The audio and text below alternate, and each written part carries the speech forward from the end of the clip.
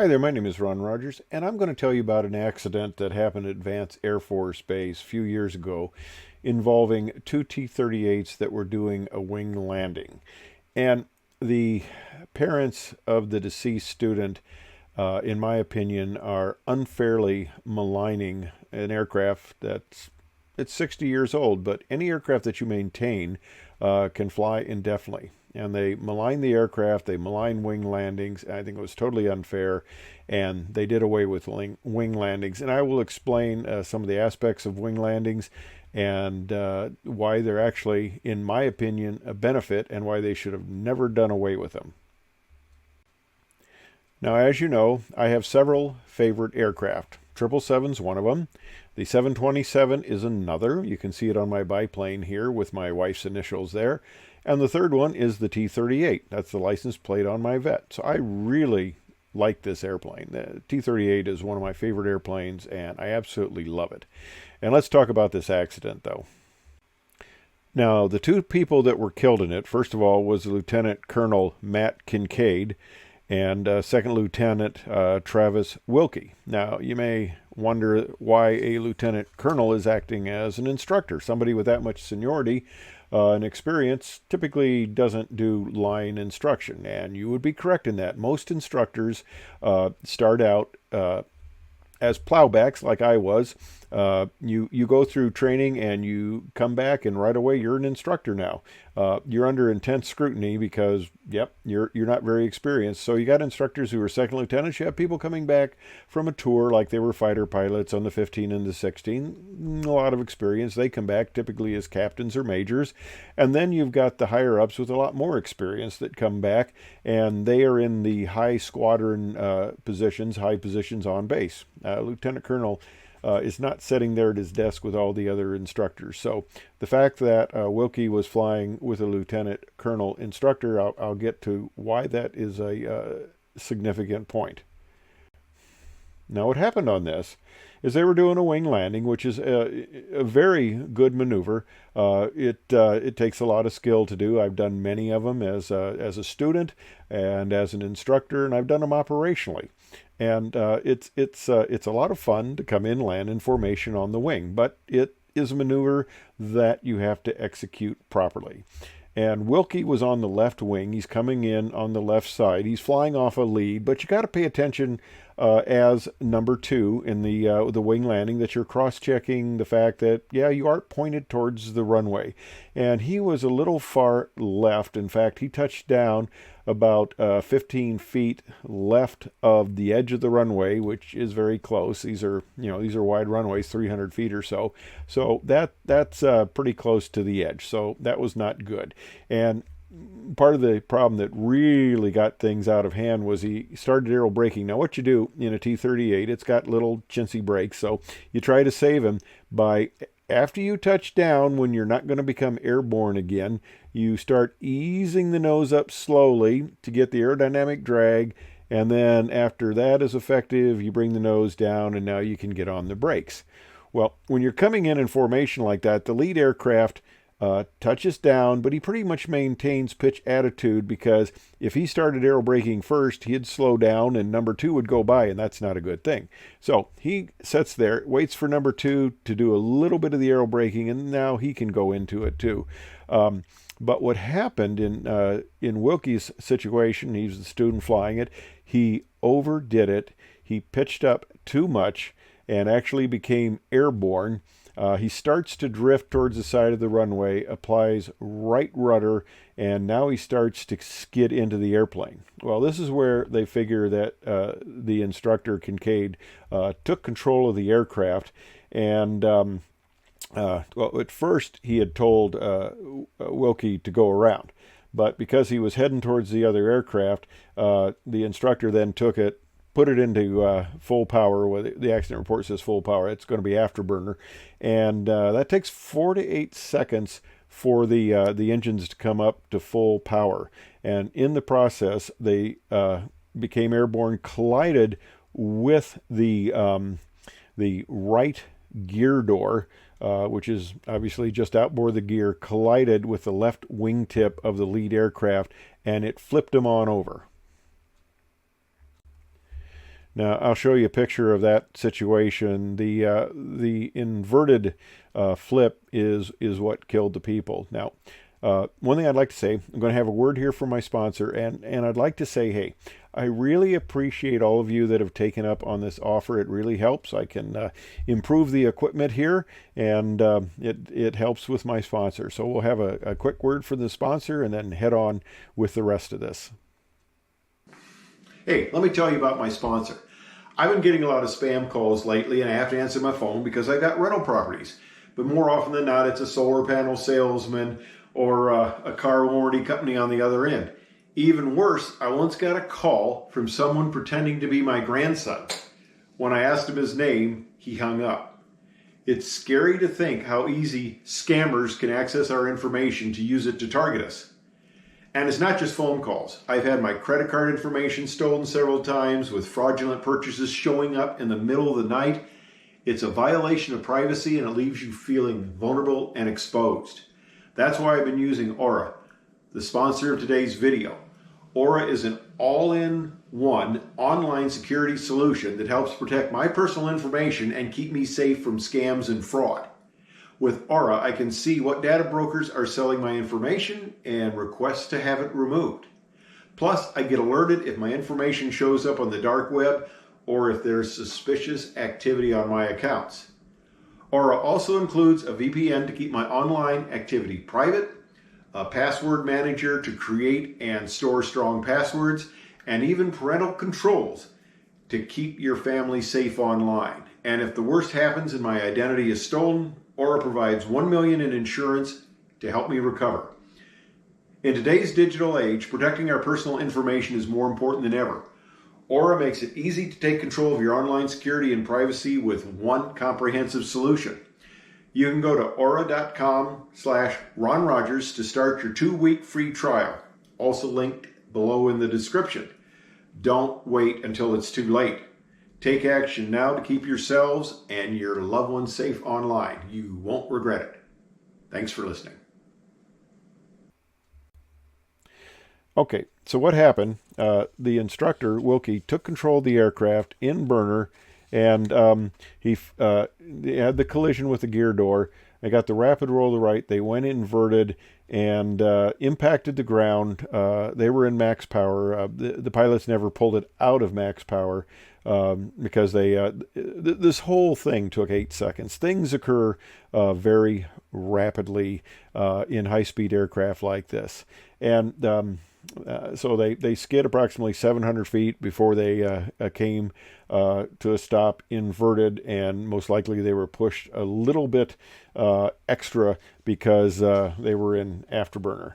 Now, it's interesting that the instructor, Lieutenant Colonel Kincaid's seat ejected, but they figured it was due to debris that occurred when they had the impact, and he ended up ejecting inverted through the rear damaged canopy, coming to rest about 325 feet from the aircraft. But like I said, they figured the seat was fired by damage from debris during the collision. Okay, now here we have the two pilots. Now, Lieutenant Colonel Kincaid, he had 984 hours in the T-38, 736 as instructor. He had time as a pilot in the F-18, the F-16 aircraft, and he'd logged more than 3,205 hours of military flight time. So he's obviously an experienced pilot. And that's why he's flying with this student. Now, let's talk about Wilkie here. He had some problems in the 38 syllabus. He'd gotten to the T-37, and that happens, but the 38 really kind of weeds out the people. We try to weed them out in the 37 so you don't go through extra expense, but people get through on the 38, and it is a more difficult aircraft to fly, obviously, because it's a much faster aircraft. It is very sensitive on the controls. I remember the first time as a student I took it, I'm trying to hold wings level, and I'm just doing this with the stick, and the airplane's doing that. I mean, it is very sensitive. 720 degrees of roll per second. Yeah, it'll do 2 rolls a second. So this thing is a very high performance aircraft. And he had several instructors write him up, Wilkie, for not having good situational awareness. And he had also had the 3 previous flights to the accident, he had been rated as unsatisfactory. Okay, so that's what happens here. If you start to get into trouble, and say he had a plowback second lieutenant instructor, and what they do right away is they got a lot of money in this guy. They want to make sure that he's getting a fair shake. And, inexperienced instructors don't have all the tools that more experienced pilots do. So you start running him right up there. He'll fly with the flight commander. He can fly with the section commander. And then he goes right up the ladder. And this was one of 2 additional flights before he was going to go for the elimination check. And so what happens is he was down to 3 flights and he was going to be out. So he was having trouble. Okay. They said he was a hard worker, and I noticed that in the first comment. They said they didn't say he was an excellent pilot or anything. They said he was a hard worker. And unfortunately, the flight did not go well. You can see that they slid quite a ways here. Here's another view of the aircraft that had impacted inverted. Now, as I mentioned, I really love the T-38.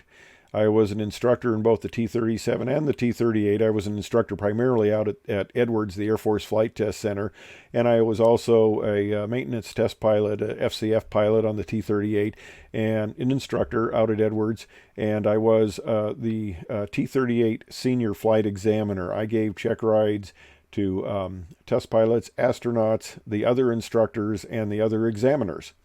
Now, this aircraft has been around for over 6 decades. NASA loves the airplane. They use it for their astronauts. Out at Edwards, we have used this aircraft for chase of virtually all test aircraft. Basically, it's a very relatively, not for my budget, but for the Air Force, it's a relatively inexpensive aircraft to operate. And you can put a photographer in the back seat, and it's a great chase aircraft. And I flew this aircraft out at Edwards, and it's a great aircraft.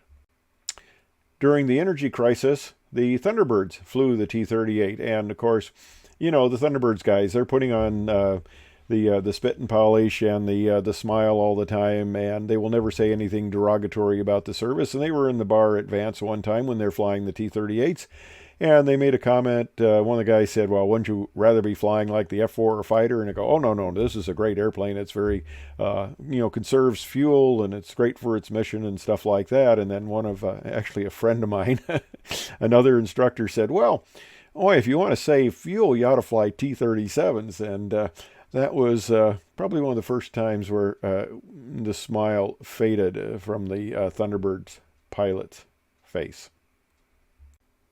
Now, the T-38 is a great aircraft and a great formation aircraft. And the Wookiee family brought a suit, and they made statements such as they felt that the primary cause was the side-by-side formation landing in a 58-year-old jet. That was his age at the time. And it was a dangerous and wholly unnecessary maneuver. And they said the accident report omitted this obvious contributing cause. And they said the Air Force is not compelled with sufficient urgency and transparency to reassess the cost-benefit of student fighter pilots, for that matter, instructor pilots, engaging in inherently dangerous practice with no continuing practical benefit to combat pilot proficiency or survivability. And the Wilkies called for the Air Force to eliminate T-38 formation landings from the training syllabus and to expedite the T-38's replacement with the T-7 Red Hawk. Now, unfortunately, they did omit formation landings. Now, this is a picture I took. I was lead T-38 aircraft, and I told the instructor to take it really quick. Got my camera up, shot a picture. That's why it's a little blurred here, because I didn't hold it terribly steady. But anyway, I got a quick picture of the aircraft on the wing. Nice tight formation. And here's a picture also we did it in T-37s. And we did this on cross country. We did wing landings, and wing landings are a very expeditious manner of getting aircraft on the ground, and they also have safety aspects. Now, we typically don't do wing landings with test aircraft, but we will do them when we're going cross country. And I flew a Pacer T-38, and I landed on the wings. I was flying it at Edwards because we were taking it to get the instrumentation upgraded, and it had no navigation equipment on it. So the only way I could get from Edwards going to Navy Dallas was to fly in somebody's wing, because I couldn't navigate other than by, just dead reckoning looking at my map. But I did have a situation, and this is why wing landings are good. We were having a weather recall. The weather was going down very rapidly, and I was one of the farther out aircraft, so I'm in the last of the aircraft to being recovered. In fact, there's only 2 of us now that are coming in on the approach, and all of a sudden I lose my primary attitude indicator. And that was my only attitude indicator in the aircraft. There was no backup indicator, so I've got no instruments, and I need to make an instrument approach. Well, I didn't want to do that needle ball and airspeed in a jet aircraft. I've never done that, never practiced it in a jet. I've done it little prop airplanes. It's a lot different when you're at a third of the speed that you're flying these things are at.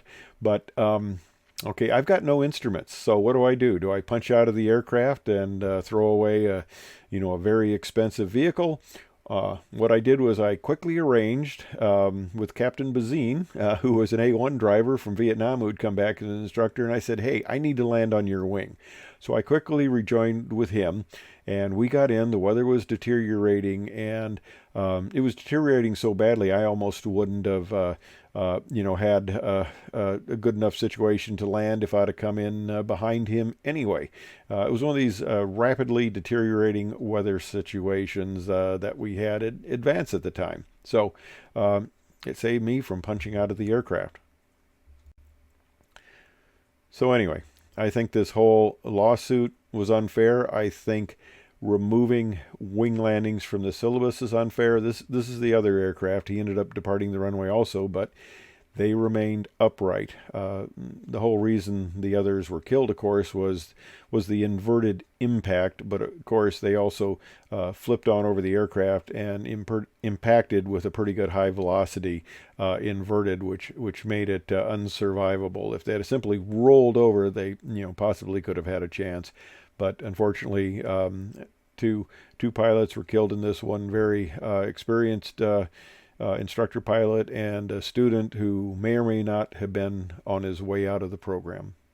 Anyway, thanks for watching. I hope you found it interesting and informative.